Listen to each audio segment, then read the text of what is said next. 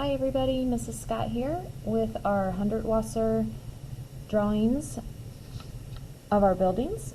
Today we're going to think about balance as we add color with oil pastels. The oil pastel pack was in a bag that was to be picked up from school a few weeks ago, so hopefully you have yours handy. Oil pastels are a really great medium because they're great at blending.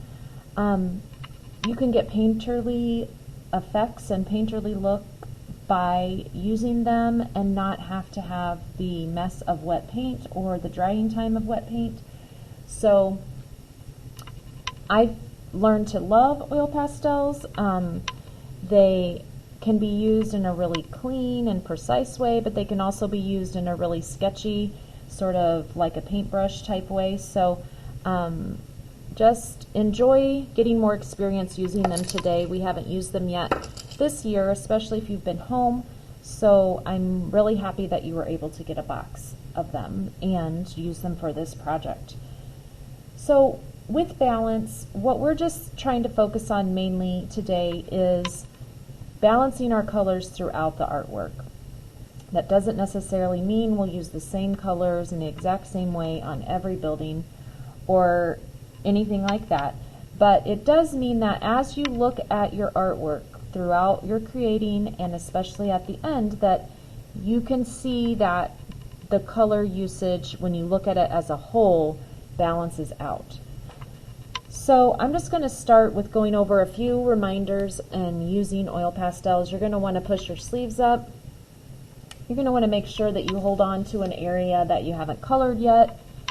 And you're going to also want to try not to drag your arm across the paper as you're working. Try to lean your arm off the paper and even kind of color holding your hand up off the paper a little bit.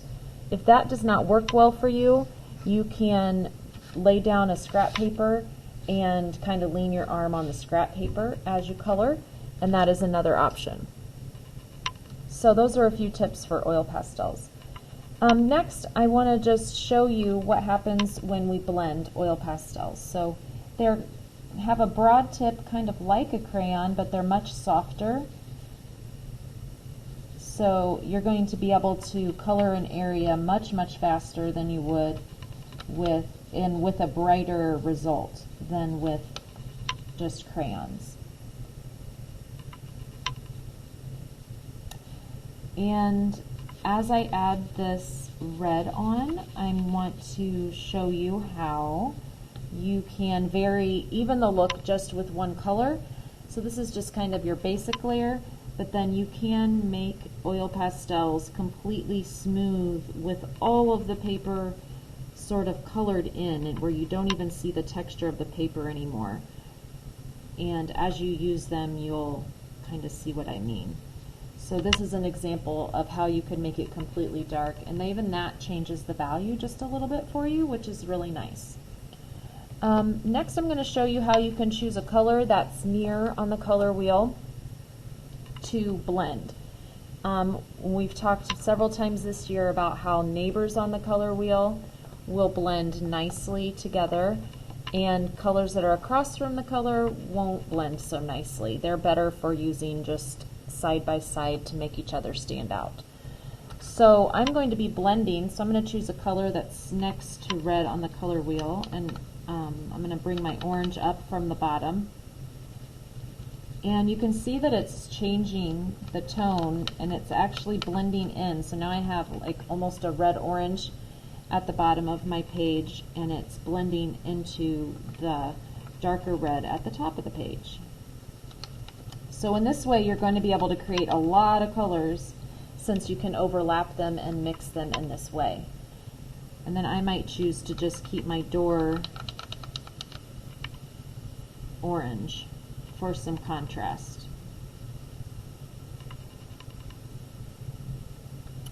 Wherever you would like to do blending is great. I might continue on with red here, or I might choose some other colors. Whichever you would like is perfectly fine to do. Just kind of use your imagination with that.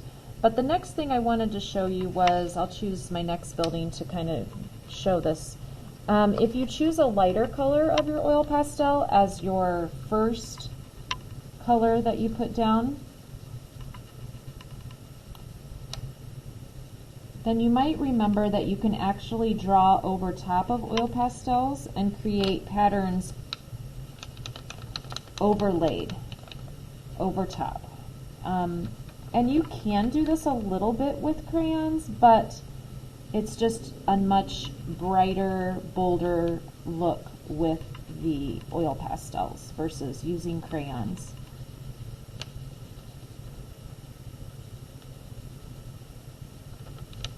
Okay, so I just put down kind of a basic layer of my pink, and then I'm going to choose a color that's darker than pink so that you can see it well over top.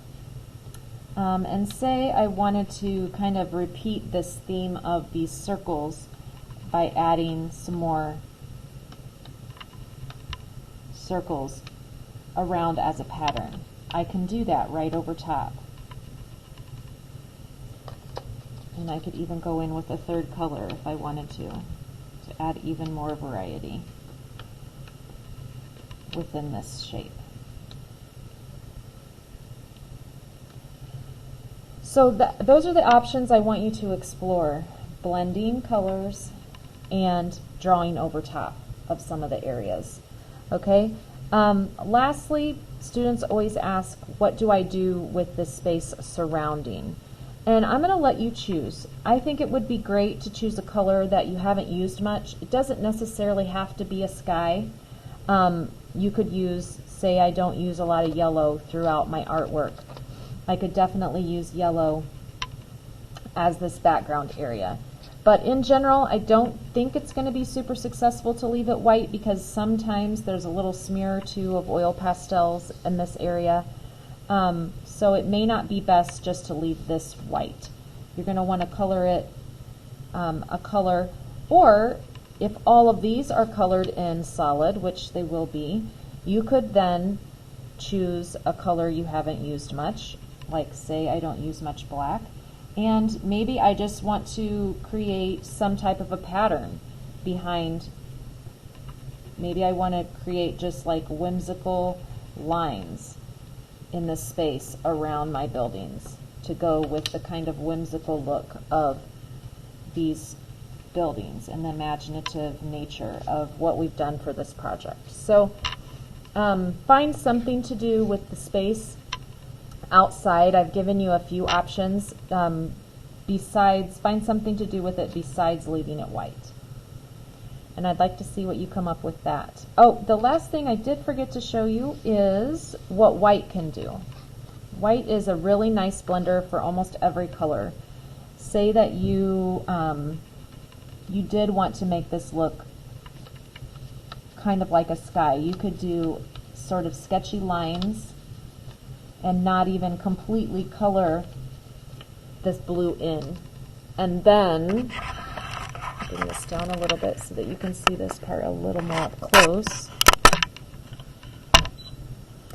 And then you can take your white over top, and I have a little bit of, if you have a little bit of a color that you don't want on the end of your oil pastel, you might want to clean it off before you use it again, because it will carry it over. And if you don't like that, then you're going to want to clean it. So. But there you can see how it's going to blend it together, almost like you're painting. And the white look works really nicely doing that on most any color. So you could explore even using white on several of your colors on your buildings or wherever you would like within your artwork. I had a student who used a lot of white within his blending, and it ended up that his buildings sort of started to look like they were made of candy because they were that light, almost like the colors you would find in a Valentine box of those candy hearts. So it was a neat effect, and it gave a unique style to his art. So I hope you have fun exploring with the oil pastels and using a new medium, since we have had a limited choice of medium this year, but hope you enjoy this media, and I can't wait to see your work.